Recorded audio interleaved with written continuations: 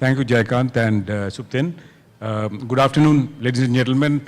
You have huge patience because we are running, I think, late by 1 hour, 20 minutes. And there is, by the way, another session after this before lunch.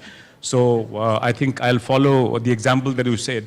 Well, I just want to read what I got when I was invited to be the panelist. It said about this session, Prime Minister's Smart City Initiative is incomplete without the improvement in the healthcare system. This session will discuss about the new technology, infrastructure, security innovations to make future of hospitals smarter and better. So I think just as a thought tickler, I will say, smarter is a very tricky term.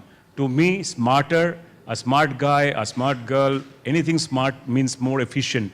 Someone who can do things better is connected with smarter, in my opinion. So someone who can do the same thing in less time, in a better way, that is smarter.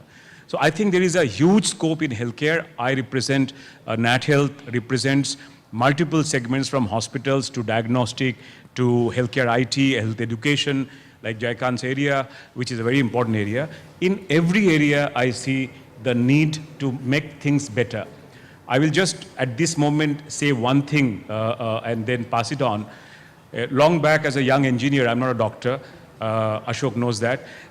Engineer, I went to US, like many young kids, I went to see Disneyland.